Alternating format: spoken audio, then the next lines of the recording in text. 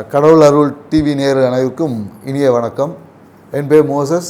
நான் வந்து உளவியல் ஜோதிடர், ஏல்பி அஸ்ட்ராலஜர், வாஸ்து கன்சல்டன்ட், சென்னையில் இருக்கேன். இப்போது நாம் பார்த்திங்கன்னா இந்த சனி பெயர்ச்சி, நம்ம இந்த சனி பெயர்ச்சி அப்படின்னோடனே சனினாவே ஒரு பயம் எல்லாருக்குள்ளேயும். ஐயோ, சனி பகவான் வந்து நீதிமான், நாம் ஏதோ தப்பு பண்ணிட்டோம், நாம் மீதி பேரெல்லாம் தப்பு பண்ணலை, நாம் தான் தப்பு பண்ணிட்டோம், அதனால் நமக்கு ஏதோ ஒரு பெரிய தண்டனை கொடுத்துருப்பா இப்படின்னு சொல்லி பல்வேறுபட்ட பயங்கள், குழப்பங்கள், சனினாவே தடுமாற்றம், ஸ்லோவாக போகக்கூடிய ஒரு மந்தத்தன்மையை கொடுப்பார். இப்படின்னு சனி பகவானை பற்றின நிறைய விஷயங்களை நம்ம கேள்விப்பட்டிருப்போம். ஆனால் உண்மையாகவே சனி பகவானா என்ன அப்படின்றது தான் பார்ப்போம். ஏன்னா நம்மளோட கிரக சுழற்சிகளே பார்த்தீங்கன்னு வச்சுக்கோங்க, சனி தான் வந்து நீண்ட தூரத்தில், அதாவது நம்மளுடைய அந்த பால்வெளி மண்டலத்தில் பூமிக்குலேருந்து ரொம்ப சூரியன்லேருந்து மிக தூரமாக இருக்கக்கூடிய கிரகம் பார்த்திங்கன்னா சனி பகவான். ஏன்னா அப்போ வந்து அங்கே இயற்கையாகவே அந்த இடத்துல என்னென்னாக்கா ஒளி கம்மியாக இருக்கும், குளிர்ச்சி என்பது அதிகமாக இருக்கும்.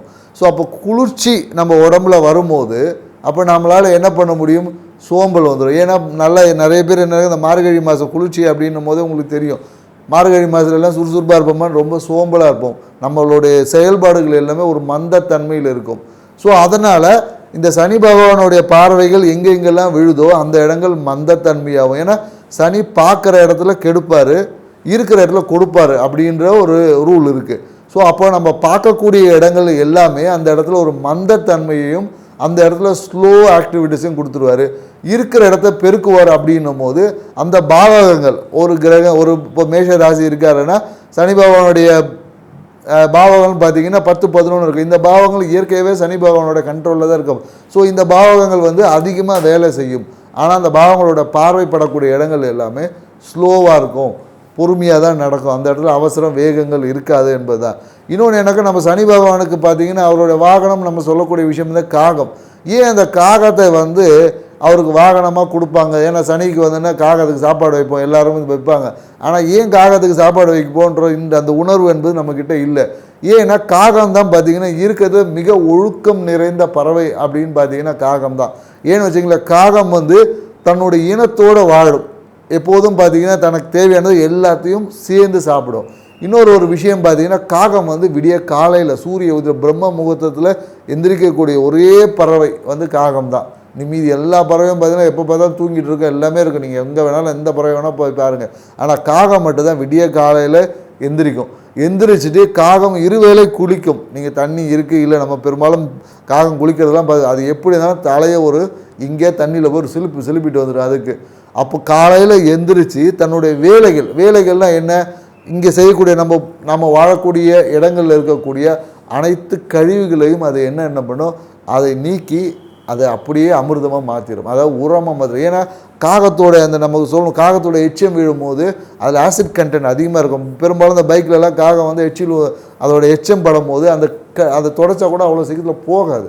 ஏன்னா அதோட அசிடிட்டி கண்டென்ட் அதிகம்.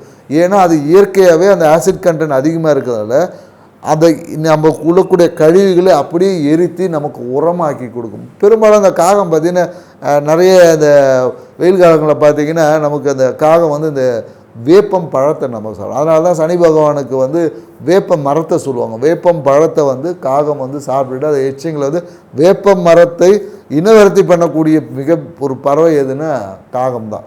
ஸோ அப்போ இந்த காகத்துக்கு உண்டான அது இன்னொன்று பார்த்திங்கன்னா, காகத்து வந்து இந்த கழிவுகளை நீக்கி சுத்தமாக்குறது ஒரு வேலை இருந்தாலும் ஈவன் அதோட இனப்பெருக்கம் பார்த்திங்கன்னா அதோட செக்ஷுவல் விஷயங்கள் எல்லாமே ஈவினிங்கில் தான் பார்க்கும். அது பெரும்பாலும் அதோடைய விஷயங்களை யாரும் பார்க்க முடியாது. அவ்வளோ ஒழுக்கங்கள் இருந்தது. தன் இனத்தை வாழும் குட்டிகளை அதோட அந்த பறவை குஞ்சுகளை பாதுகாக்கும்.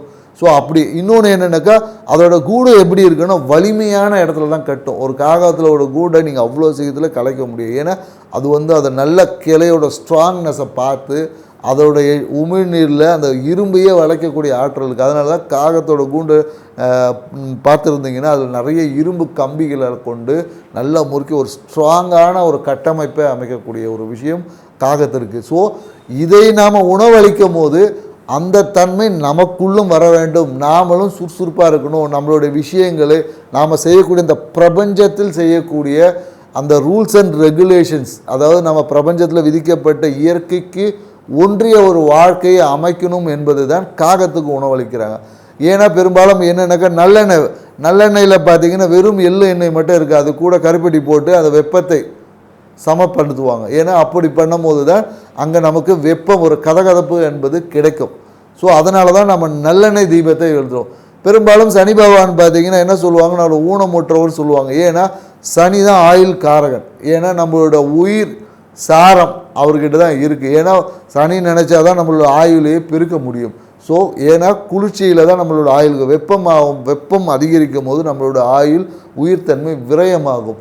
குளிர்ச்சியில் தான் அந்த உயிர்த்தன்மை வந்து பெருகும். அதனால தான் சனிக்கு வந்து ஈஸ்வர பட்டமே கொடுத்துருப்பாங்க. சனி பகவானுக்கு வந்து ஈஸ்வரம். இதுக்கு நிறைய புராணங்கள் நிறைய கதைகள் சொல்லுவாங்க. ஆனால் அறிவியல் பூர்வமாக நமக்கு அதோட புரிதல் நமக்கு ரொம்ப குறைவாக இருக்கிறதுனால தான் நம்ம பெரும்பாலும் இந்த விஷயங்களை அறிவியல் பூர்வமாக உங்களுக்கு பகிர்றோம். மேலும் என்னென்னு வச்சுக்கிங்களேன், இந்த விஷயங்களை நாம் உணர்ந்து இப்படி உணரும் பட்சத்தில் தான் நம்மளால் இந்த சனி பெயர்ச்சி, ஏன்னா இந்த கிரகங்கள் வந்து நகர்ந்து கொண்டே தான் இருக்கும். இந்த நகர்வுக்கு ஏற்ற மாதிரி ஒவ்வொரு வாழ்க்கையிலும் சில மாற்றங்கள், நன்மை தீமையான மாற்றங்கள் நடந்து கொண்டே தான் இருக்கும். ஏன்னா சனி இருக்கக்கூடிய பாவகங்களை என்ன பண்ணுவார், பார்க்கக்கூடிய பாவங்களை ஸ்டாப் பண்ணி அவர் என்ன ஒரு கிளீனிங் ப்ராசஸ். ஏன்னா அதனால தான் அவருக்கு வந்து ஃபர்டிலைசர் பார்த்திங்கன்னா சனியோட காரகத்துவத்தில் தான் வரும். ஏன்னாக்கா தீமை, அதாவது கழிவுகளை உரமாக்குறது, நன்மையாக்கக்கூடிய விஷயத்தை. அப்போ சனி பகவான் ஒரு விஷயத்தில் பார்க்குற அந்த இடத்துல ஒர்க் எதுவுமே நடக்க அண்டர் ப்ராசஸ். இப்போ ரோடு மெயின்டெனன்ஸ்னு சொல்லுவாங்க இல்லையா, அதைத்தான் அவர் செய்வார். அந்த மெயின்டெனன்ஸ் அப்போ நமக்கு வந்து சில விஷயங்களை செய்ய முடியாமல் சில உபாதைகள் நமக்கு வரும். அதுதான் நம்ம இங்கே பிரச்சனைன்னு பேசிகிட்டு இருக்கோம். ஸோ இந்த பிரச்சனையை எப்படி எதிர்கொள்வது, ஒவ்வொரு ராசிக்கும் எப்படி எதிர்கொள்ளலாம் அப்படின்றது தான் இந்த சனி பெயர்ச்சி விஷயத்தில் நம்ம பார்க்க போகிறோம். இப்போ சனி பகவானுக்குன்னு பார்த்தீங்கன்னா பொது பரிகாரம் இது என்னன்னாக்கா, சனி எனக்கு நல்ல இடத்துல இருக்குது, நல்ல இடத்துல இல்லை, வருது போகுது பார்க்குது, இது எல்லாத்தையும் தாண்டி, ஏன்னா நம்மளோட ஆயுள் காரகன். ஏன்னா நம்ம இதை மெயின்டைன் பண்ணும் போது தான் இந்த காரகத்துவம் பண்ணும்போது சனி என்பது என்னென்னாக்கா நம்மளுடைய உண்ணக்கூடிய உணவுகளோட கழிவுகளை அமிர்தமாக்கி நம்மளோட உயிர் சாரம் அதிகமாக்கும். அப்போ தான் நம்மளோட வாழ்நாள் என்பது நீட்டிக்கும். அதனால தான் அவர் ஒன்று ஸ்லோ அண்டு ஆயுள் காரகன் அவர் கொடுத்துருக்காங்க. ஸோ இப்போ இந்த சனி பகவானுடைய தன்மைகளை நம்மகிட்ட எப்போதும் நல்ல விஷயமா வச்சுக்கணுன்னா என்ன பண்ணலாம் அப்படின்னா, முதல்ல நம்மளோட வாழ்க்கை முறை என்னென்னாக்கா நம்மளோட இயற்கையை ஒற்றிய வாழ்க்கை முறை. காலையில் எந்திரிக்கணும், நம்மளோட வேலைகள், நம்ம அனுதினம் செய்ய வேண்டிய வேலைகள், நம்ம என்ன செய்யணும் என்பது, நம்ம வேலைக்கு போகிறது பணம் சம்பாதிக்கிறது இது கிடையாது. நம்ம உங்கள் உடலுக்கு, ஏன்னா உடலுக்கு சாப்பிட்டாதான் நம்மளால் எனர்ஜி கிடைக்கும், வேலைக்கு போனால் எனர்ஜி கிடைக்காது. ஸோ அப்போ நமக்கு கரெக்டான டைம், ஆன் டைமில் நம்மளை சாப்பிட பழகணும். உடலுக்கு ஏற்ற அதுக்கேற்ற உடல் பயிற்சிகள், சிறு சிறு வேலைகள் செய்யக்கூடிய உடல் பயிற்சிகளை செய்யணும். பெரும்பாலும் என்னென்னாக்கா அந்த நைட்டு தூங்கணும். ஏன்னா இரவு தூக்கம் என்பது கம்பல்சரியாக இருக்கும். ஏன்னா இரவு என்பது சனிக்கு உண்டானது. ஏன்னா சூரியன் என்பது இயக்கத்துக்கு உண்டானது. அதை மாற்றி செயல்பாடு, அதாவது நம்ம செய்த விஷயங்களை எல்லாமே எனர்ஜியாக மாற்றக்கூடிய வேலையை சனி பகவான் தான் செய்வார். அதனால தான் காலையில், ஏன்னா சூரியன் உச்சமாக ஆகக்கூடிய இடத்துல சனி நீசம் ஆகக்கூடிய இடத்துல சூரியன் நீசம் ஆகக்கூடிய இடத்துல சனி உச்சமாவார். ஸோ அப்போது சூரியன் என்பது இயக்கம், சனி என்பது உயிர் சாரத்தை அதிகரிக்கக்கூடிய விஷயம். அப்போ இரவு தூக்கம் என்பது கம்பல்சரியாக இருக்கணும். இரவு தூக்கத்தை யார் கடைபிடித்து வாழ்க்கை முறை, இயற்கை ஒன்றிய வாழ்க்கை முறை இருக்கா, இவர்களுக்கு சனி பகவானை பற்றின எந்த பயமும் தேவையில்லைங்க. அவர் ஒன்றுமே செய்ய மாட்டார். ஏன்னா சனி பகவானுடைய தாக்கம் இருக்கிறவங்க எல்லாருக்கும் ஃபேட்டி லிவர் இருக்கும். நீங்கள் வேணால் செக் பண்ணி, யாருக்கெல்லாம் ஃபேட்டி லிவர் இருக்கோ அவங்களுக்கு கண்டிப்பாக சனி பகவானோட தாக்கம் இருக்குது. ஏன்னா அந்த கழிவாக இருக்குது, கழிவை சுத்திகரிப்பு செய்ய முடியல. அப்போ சனி எங்கள் பகவான் அங்கே வேலை செய்யலை, அவ்வளோதான் விஷயம். ஏன்னா எந்த உடம்புல எங்கெங்கெல்லாம் கழிவுகள் இருக்கோ அங்கே சனி பகவான் வேலை செய்யவில்லை. ஏன்னா கழிவை உரமாக்கக்கூடிய விஷயத்தை தான் சனி பகவான் செஞ்சுட்ருப்பார். ஸோ அதனால தான் நைட்டு நீங்கள் எப்போதும் பார்த்தீங்கன்னா நைட்டு தூங்கலாம் வச்சிங்களா, உடல் சோர்வாக இருக்கும். நைட்டு தூங்கி எழுச்சின்னு வச்சு காலையில் ஃப்ரெஷ்ஷாக இருக்கும். இதுதான், ஏன்னா அந்த ஃப்ரெஷ்னஸை கொடுப்பது எதுனா சனி பகவான் தான். ஸோ நீங்கள் இது அறிவியல் பூர்வமாக நம்ம நிறைய விஷயங்கள் சொல்லுவோம், ஆன்மீக ரீதியாக நிறைய விஷயங்கள் இருக்குது. மேலும் இப்போ நம்ம ஒவ்வொரு ராசிக்கும் இந்த சனி பயிற்சி எப்படி இருக்குது, யார் எங்கே என்ன சரி பண்ணலாம், இன்னும் பெட்டர் ஆக்கிறதுக்கான வழிகளை நம்ம இப்போ ஒவ்வொரு ராசியாக பார்ப்போம். மிகுந்த பக்குவமும் ஞானமும் உடைய மீன ராசிக்காரங்களை பார்த்தீங்கன்னா எப்போதும் என்னென்னாக்கா இவங்களுடைய வீடு பக்கத்துலேயே தொழில் வந்து அமையும். ஸோ இவங்க பெரும்பாலும் என்னென்னாக்கா இந்த வெளியூர், இந்த பாஸ்போர்ட் வீசா அனுப்புறது, இந்த மாதிரி தொழில்களை வந்து நிறைய மீன ராசிக்காரர் செய்கிறாங்க. மோஸ்ட்லி இம்போர்ட் எக்ஸ்போர்ட் செய்கிறது, இந்த மாதிரியான தொழில்கள் மீன ராசிக்காரங்க ரொம்ப செய்கிறாங்க. என்னென்னாக்கா இவங்களுடைய பேஸில் வந்து எப்போதும் என்னென்னாக்கா ரொம்ப எப்படி சொல்கிறது, ரொம்ப ஒரு சாந்தமாக இருக்கும். பேசலாமா வேண்டாம், ரொம்ப அந்த கான்ஃபிடென்ட் குறைந்து இருக்கும்.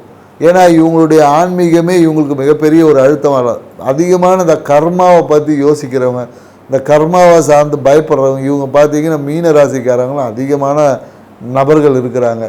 ஸோ இவங்களுடைய விஷயமே என்னென்னாக்கா இதுக்கான மேஜர் காரணம் என்னச்சுக்க, இவங்களுடைய யூரினரி பிளாடரோட தன்மைகள் அதோடைய ஆற்றல், அதோட உயிர் சக்தி ஆற்றல் குறைவாக இருக்கிறதுனால இவங்களுக்கு அந்த தன்னம்பிக்கை தைரிய குறைபாடுகள் ஏற்படுது.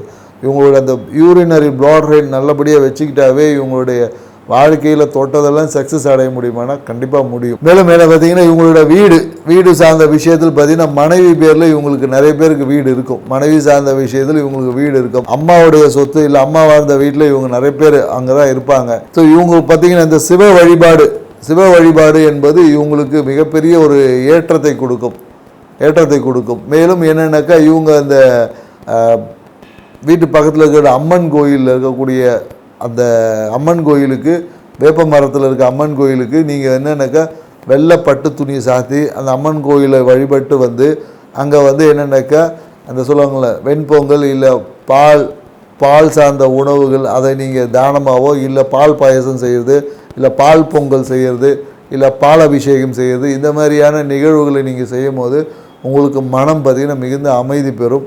முடிஞ்சால் நீங்கள் ஒரு டம்ளர் பால் குடித்தாவே நீங்கள் உங்களுக்கு தேவையான மன அமைதி கிடைச்சிடும். மேலும் இந்த காலத்தில் உங்களோட லாபத்தை அதிகரிக்கணும்னா நீங்கள் என்ன பண்ணலாம்னா அந்த பாத யாத்திரை செல்லும் போது உங்களுடைய லாபம் பெருகும். அது இல்லாமல் செருப்பு போடாமல் பயணிச்சிங்கன்னா இன்னும் நல்லது. இல்லை நீங்கள் பாத யாத்திரை போகிறவங்களுக்கு உங்களால் இயன்ற உதவிகளை செய்யும் போது, அவங்களுக்கு ஏதாவது ஒரு நிழற்குடை அமைச்சு கொடுப்பது இல்லை அந்த மாதிரியான விஷயங்கள் செய்யும் போது உங்களுக்கு இந்த 7.5 சனி, ஏன்னா இந்த 7.5 சனி என்னென்னாக்கா உங்களை ஒன்றும் பண்ண மாட்டார். 7.5 சனி உங்களை சுற்றி இருக்கிற விஷயத்தை தான் பாதிப்பேர். ஏன்னா உங்களுடைய 3ஆம் பாவத்தையும் 7ஆம் பாவத்தான சூழ்நிலைகளையும் 10ஆம் பாவமான தொழில், இந்த 3 விஷயத்திலே பாதிக்கிறதுனால நீங்கள் உங்களுக்கு எப்படின்னா நீங்கள் நல்லா இருப்பீங்க, உங்களை சுற்றி இருக்கிற விஷயம் வீக் ஆகும் போது அப்போ நீங்கள் வீக்கான மாதிரி ஒரு ஃபீலிங் இருக்கும். ஸோ அதனால் இந்த காலகட்டத்தில் உங்களுடைய தைரியத்தை நீங்கள் அதிகப்படுத்திக்கணும். ஏன்னா தைரியத்தை நீங்கள் அதிகப்படுத்தும் போது இந்த சனி பகவான் உங்களுக்கு ஒன்றுமே சொல்ல. இந்த தைரியத்தை அதிகப்படுத்தணும்னா நீங்கள் என்ன பண்ணலான்னா ஒன்றுமே இல்லை, உங்களுடைய வெப்பமான சூடான உணவுப் பொருட்களை எடுத்துங்க, காலையில் சீக்கிரம் எழுந்திரிச்சிங்க, வாழ்க்கை முறையை மாற்றினாவே உங்களுக்கு வளர்ச்சிக்கான பாதையை அமையும் என்பது தான் இந்த சனி பேஜில் உங்களுக்கு சொல்லக்கூடிய விஷயம். ஏன்னா 7.5 சனி வந்துட்டால் இங்கே பயப்படுறதுக்கு ஒன்றும் இல்லை. ஏன்னா சனி பகவான் என்பது குளிர்ச்சி கிரகம் நம்ம சொல்லியிருக்கோம். ஏன்னா குளிர்ச்சி உடம்புக்குள்ளே வரும்போது அப்போ நாம் என்ன இருக்க அந்த சோம்பல், தயக்கம், பயம், இந்த உணர்வு எல்லாம் வரும். இந்த குளிர்ச்சியை போக்குறது, வெப்பத்தை நம்ம அதிகரிக்கும் போது அதுவே எனக்கு வேகம், தன்னம்பிக்கை, உத்வேகம் ஆகிடும். அப்போ நம்ம அந்த சனி பகவானுடைய பாதிப்பிலிருந்து போய் அதே சனி பகவானோட நல்ல விஷயத்தை, ஏன்னா இந்த காலத்தில் லாபத்தை கொடுக்கறவரும் சனி பகவானாக தான் இருக்கார், விரயத்தம் கொடுக்குறோம் சனி பகவான். அவர் வரும்போது அப்போ என்னன்னாக்கா நீங்கள் என்றைக்கோ செய்த விஷயங்கள் இன்றைக்கி அது லாபமாக கிடைக்கும். நீங்கள் எதிர்பார்க்காத பல நன்மைகளை இப்போ அனுபவிக்கக்கூடிய காலகட்டமாக இருக்குது. ஸோ அதனால் நீங்கள் உங்கள் உடம்பை எப்போதும் சுறுசுறுப்போடும் உற்சாகத்துடன் உடற்பயிற்சி செய்து வச்சுட்டீங்கன்னா இந்த சனி பயிற்சி இல்லை, இனி எந்த சனி பயிற்சி வந்தாலும் உங்களுக்கு பொற்காலம் தான். நன்றி, வணக்கம். கடவுள் அருள் டிவியை பார்த்தமைக்க நன்றிகள். மேலும் இது போன்ற தகவல்களை தெரிந்து கொள்ள கடவுள் அருள் டிவியை சப்ஸ்கிரைப் செய்யுங்கள். மறக்காமல் பெல் ஐக்கானை கிளிக் செய்யுங்கள்.